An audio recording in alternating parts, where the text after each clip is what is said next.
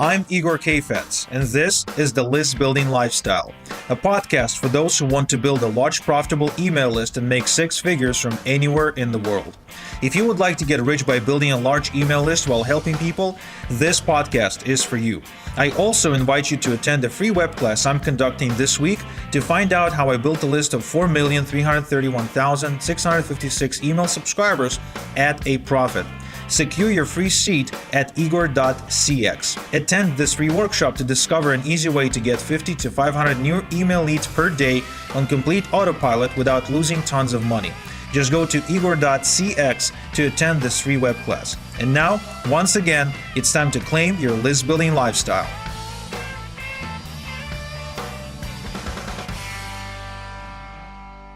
Welcome back to another edition of the List Building Lifestyle with your host, Igor Kayfetz.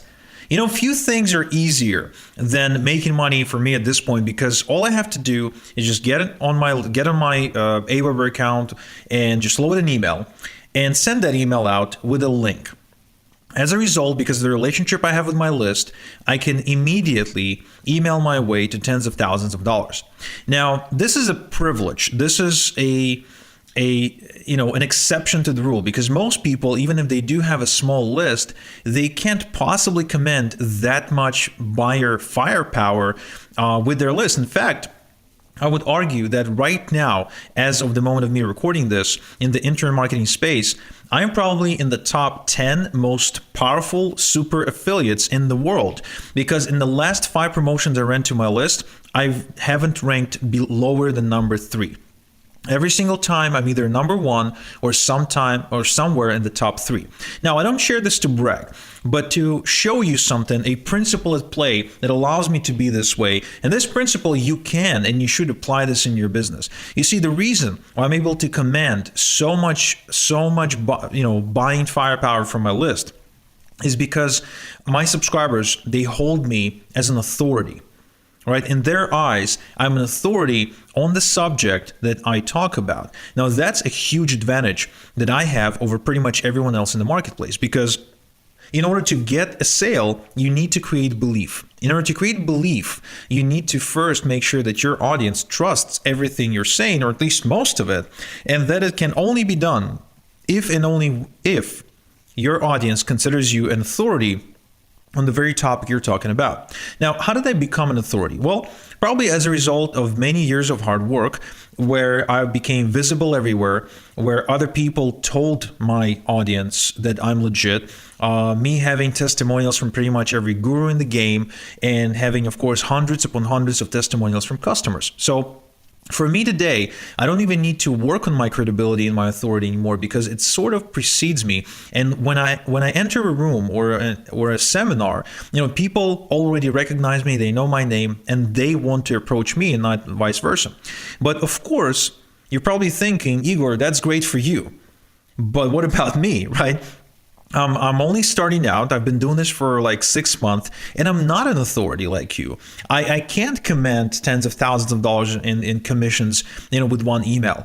What am I supposed to do? Do I just quit the game, or do I, hope some kind of magic transformation occurs overnight? Well, no. You see, when I started in this game, I too was not an authority. And not only that, I had a huge handicap too. My English was broken. I was talking Borat English. I was doing it out of Israel. So very few Americans actually trusted me, because they couldn't find any information about me. I was 19 or 18 years old. So naturally, I couldn't command, presence at the time. I was still really bad at that.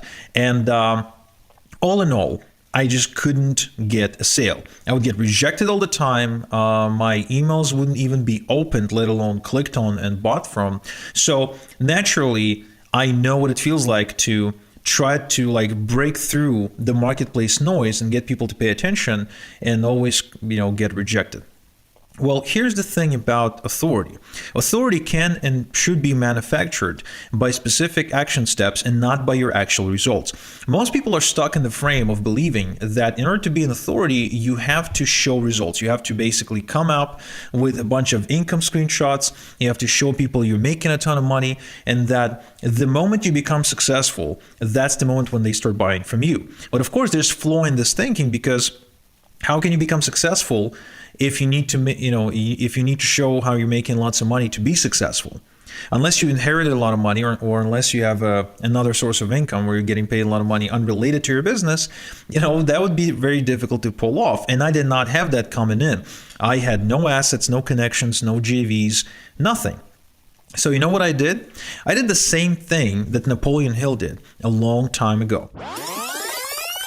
Yo, it's Igor. If you're loving the content, hop on over to listbuildinglifestyleshow.com for more free training and a free transcript of this episode. Oh, and I'd really appreciate if you logged into iTunes and rated the show. It really helps. Thanks. So you're probably familiar with the classic Think and Grow Rich. It's widely considered to be the Bible of success, and Napoleon Hill is sort of like the Jesus of success. And I don't mean to disrespect Jesus. And if you're religious, just please know that I'm only drawing this metaphor for the sake of the metaphor and not to offend anyone. But Napoleon Hill is kind of like the Messiah, right? He's the Moses of modern day success.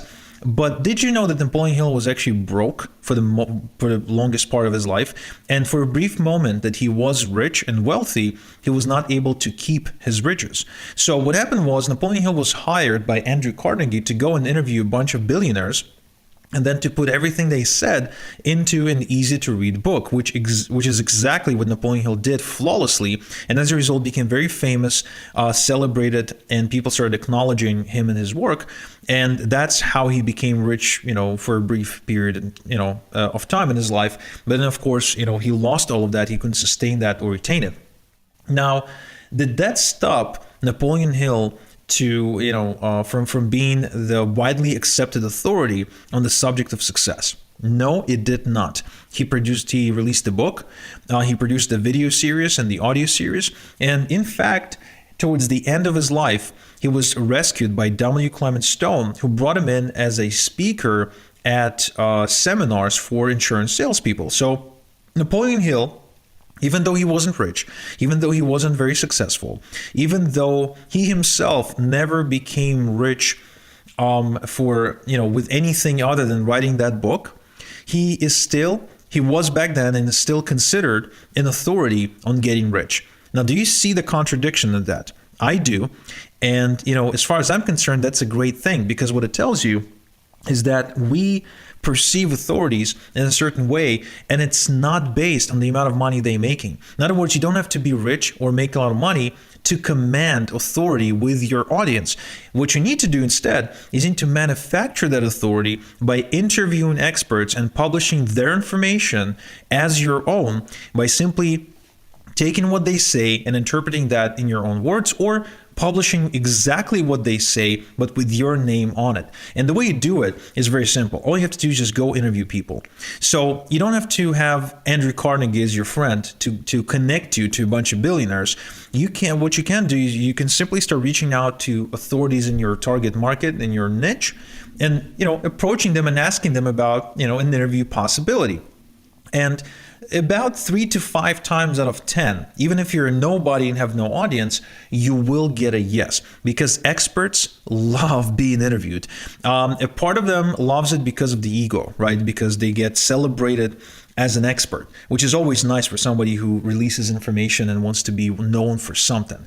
Now, the other part of them is pure greed, because more publicity means more money, more publicity means more leads and more exposure. Therefore, the more interviews they do, the more money they will make. Now, for you, what this means is that all you have to do is just interview them. Then if you're doing an audio interview without video, get it transcribed. If you're doing a video interview, you can then release it as video, audio, and transcribed version as text. And this way, you start publishing information where you get seen with other experts. And what happens at that precise moment is that your audience learns to see you as an authority, even if for no other reason than you spend an hour on the phone with somebody they like, admire, and respect, and widely consider an authority on the topic. You do this enough times, and you really only need just a few interviews like that under your belt, and you will be amazed how quickly people start recognizing you as an authority, because compared to them, you're way ahead. Compared to them, you're somebody who hangs out with the experts. Compared to them, you're somebody who works with the experts. Therefore, you're automatically being perceived like an expert. Now, again, this is a counterintuitive, quote unquote, trick or strategy, any way you want to call it, but it works. It works, and it is the best way for someone who does not have any credibility or authority to establish credibility and authority right away. Now, whether it means for you to start a podcast, whether it means for you just to start a YouTube channel where you interview experts, whether it means for you to just publish all the stuff on your blog or just email it to your list, it doesn't matter. But you have to make sure this information is visible both when people start working with you as well as when they look you up randomly on the internet. All right, so that's why it probably pays you to have a website where you publish all of that stuff. So when they search for your name, all these interviews come up. And as a result, again, you become guilty by association, and that will lead to increased authority and respect from your email list, and that will directly lead to more money in the bank. So with that said, thank you so much for tuning in for this week's episode. This is Igor Kayfetz, and until next time we chat, have a good one. Thank you for tuning in to the List Building Lifestyle. Get access to previous episodes, the transcript of today's show, and exclusive content at our website at listbuildinglifestyleshow.com. Also, don't forget to claim your free seat at the traffic workshop I'm conducting this week, where I'm showing how I built a list of 4,331,656 email subscribers without losing money, and how my clients are putting anywhere from 50 to 500 new leads per day on their list at a profit without any list building experience. Just go to igor.cx to claim your free seat now.